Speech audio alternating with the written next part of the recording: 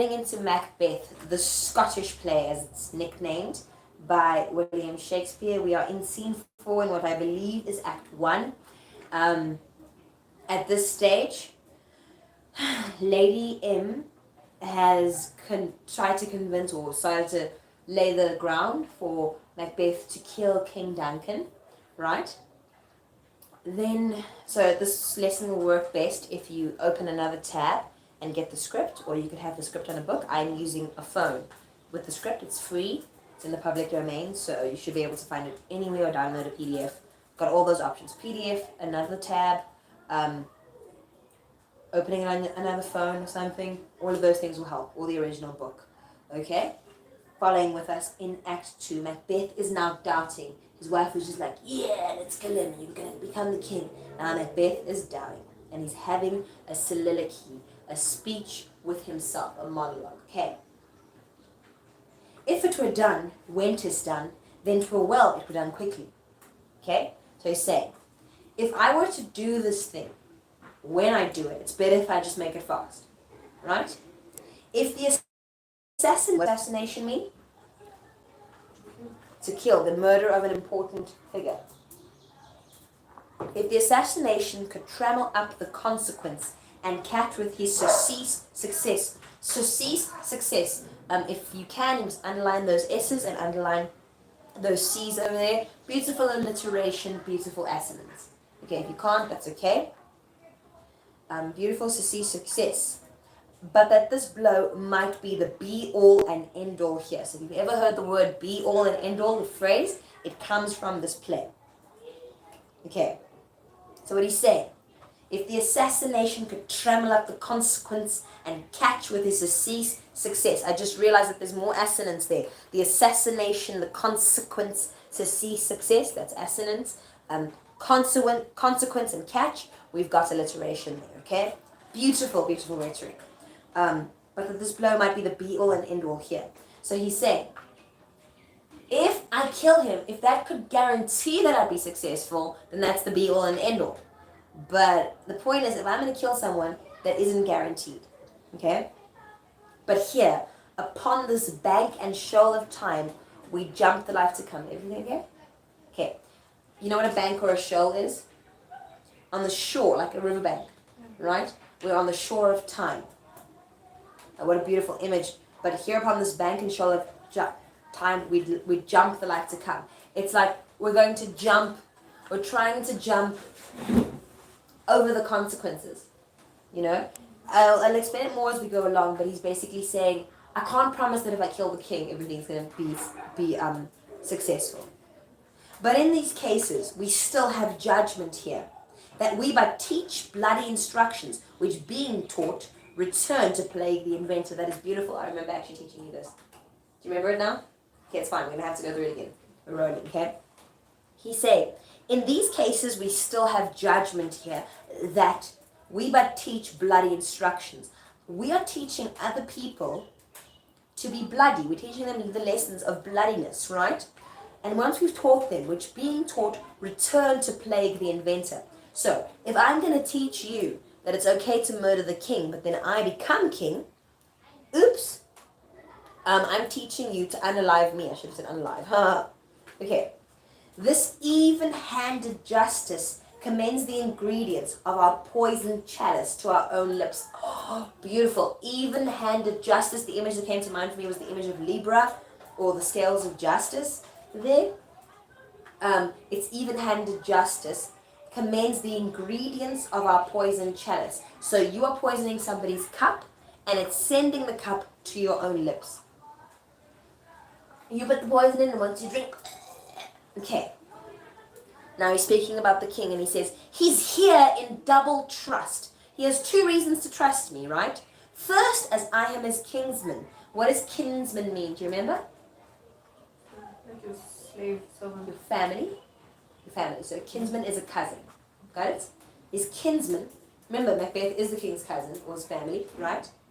And as his subject. Subject, you're right. It's kind of like servant, or we're all subjects of our president or of our kings, right? Strong both against the deed. As his cousin and the fact that he's my king, I'm strong against the deed. I'm supposed to stop the people, right? Then as his host, remember he's living in my house, I'm his host, who should against the murderer shut the door, not bear the knife myself. I cannot unalive him. Okay, it's not a real word, it's just something we use for the internet so we don't get banned. He's saying, I should shut the door myself. I can't be the one who's carrying the knife. Right? It's my house. Okay, besides, this Duncan hath borne his faculty so meek, hath been so clear in his great office, that his virtues will plead like angels, trumpet-tongued, underline the trumpet and the tongued, because that is alliteration, against the deep damnation, underline the D's there, alliteration, of his taking off.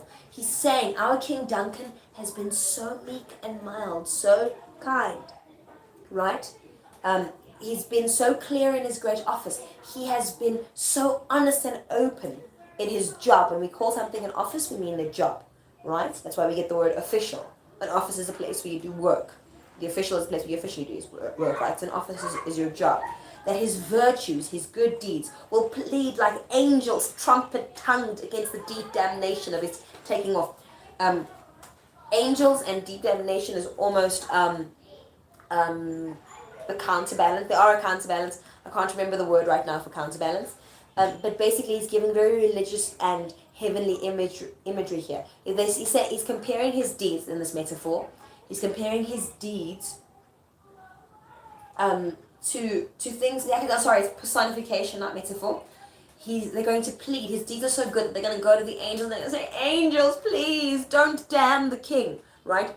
Deemed damnation speaks of hell. The angels speak of heaven. Okay? Am I making sense? Am I rushing too fast? Okay. And pity is going to personify pity here. Pity, and like a naked newborn babe, also a simile. Okay, pity like a naked newborn babe. Underline all of those ends, naked newborn, because that is alliteration. So pity like a naked newborn babe, striding the blast, or heaven's cherubim, horsed upon the sightless couriers of the air, shall blow the horrid deed in every eye, that tears shall drown the wind.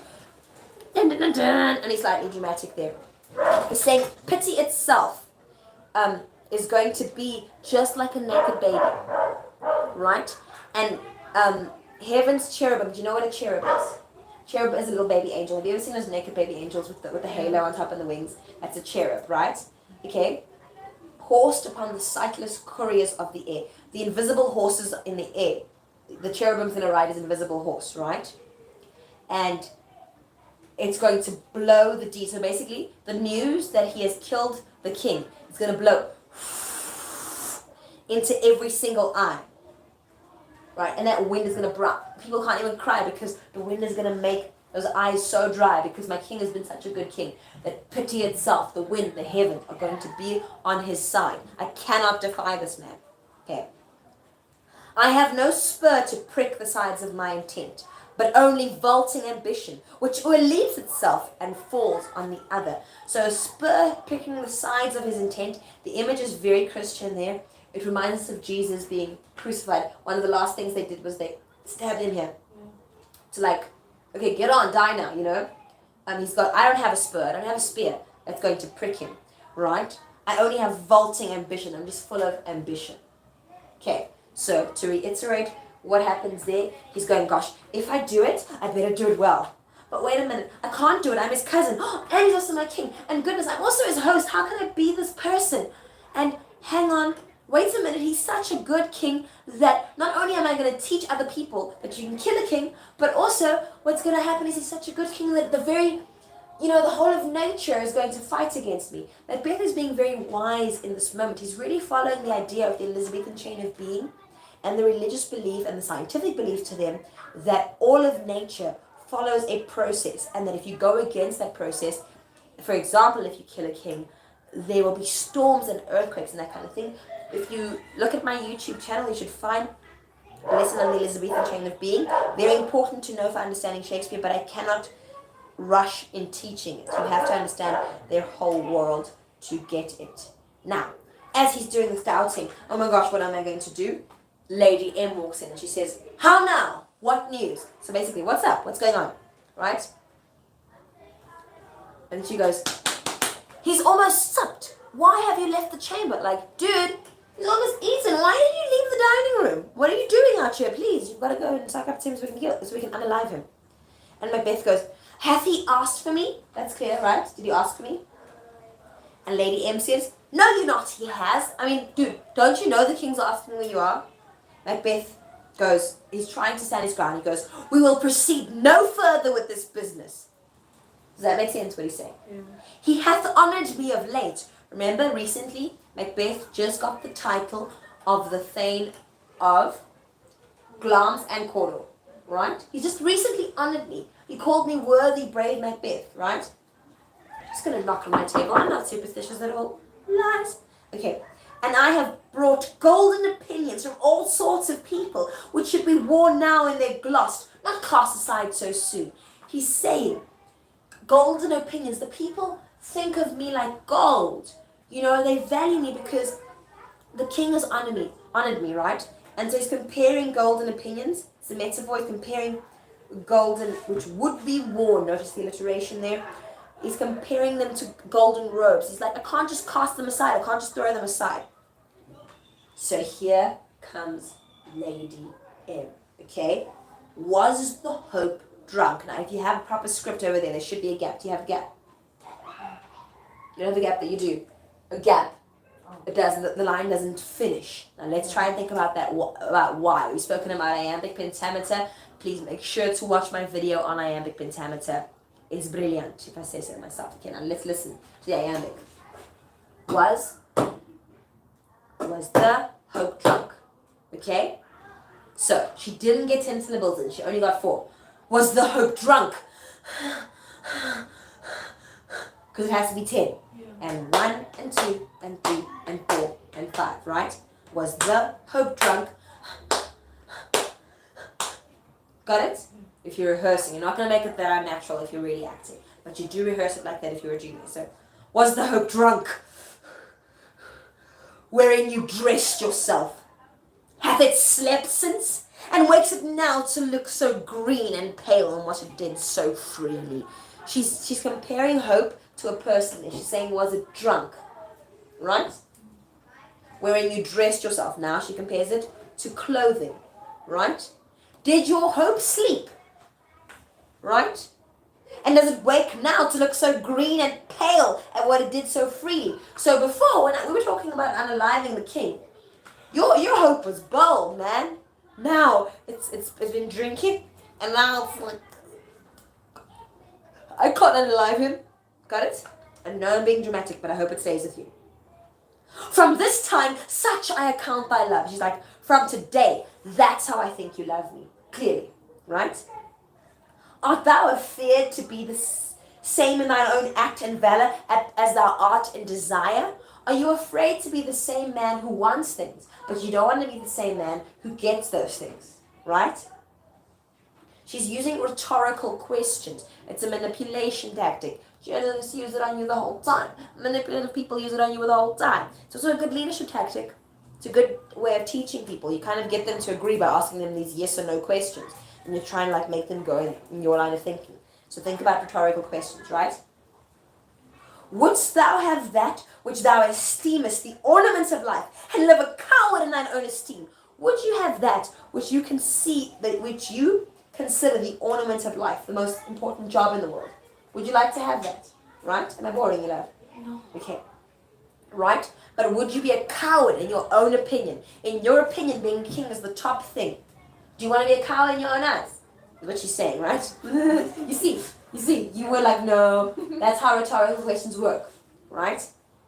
Letting I dare not, wait upon I would, like the poor cat in the adage. So she's saying to wait upon someone. Okay, sometimes it's misquoted when you say something like, I'm waiting on you, I'm waiting upon you. In proper English, it means that you're being a waiter. A waiter waits upon you. A servant waits upon you, right? Or when we have guests, we wait upon them. Waiting doesn't mean to wait for. Waiting for someone means chilling, waiting for them.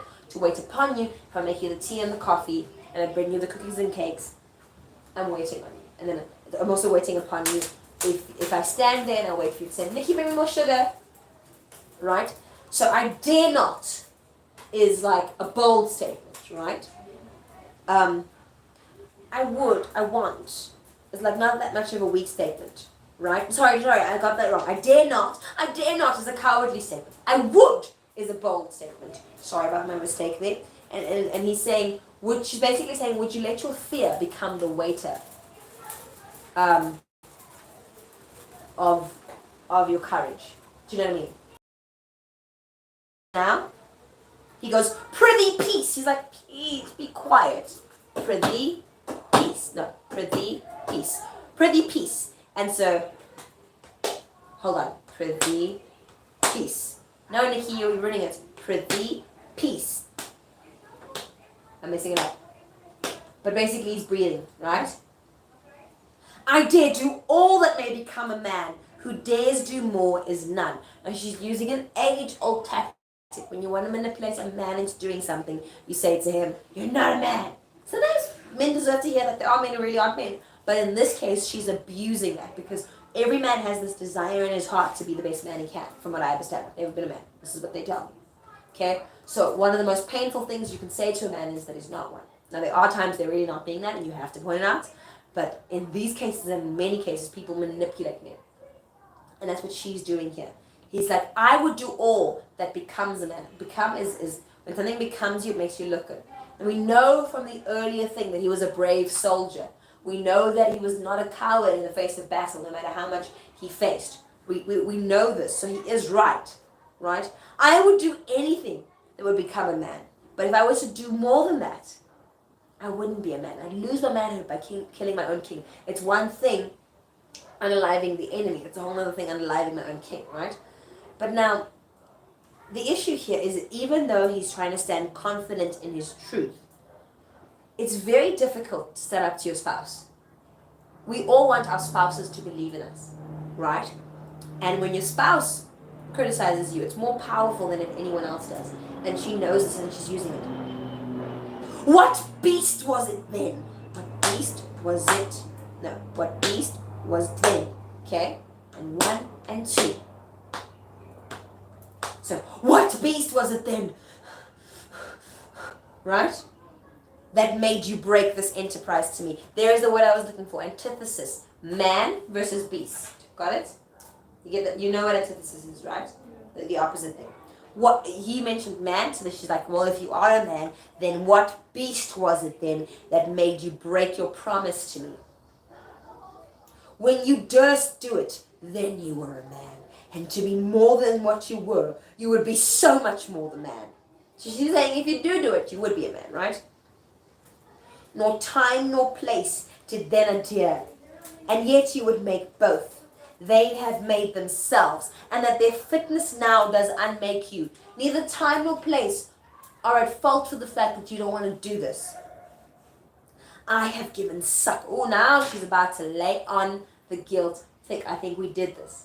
Right? She's like, I have given suck, and know how tender it is to love the babe that milks me. So clearly they once had a child. She was breastfeeding the child. That's what she means by I have given suck.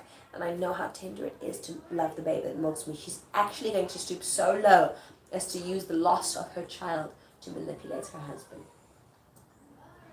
I have given suck and know how tender it is to love the babe that milks me. Now you know she's going to get to his heart. You get to anybody's heart, even if it's not this spouse, right? I would, while it was smiling in my face, have plucked my nipple from its boneless gums and dashed the brains out, had I so sworn as you have done to this. She's saying the way that you've broken your promise to me is the same as if I had taken my own baby and dashed its brains out and unalived it. Do you understand what I mean by that? You understand how she's guilt tripping him? Yeah. And then there's a pause. Have done to this. So there's a dramatic pause there and we wait, and the director might even make it longer. There's a moment in which Macbeth just goes,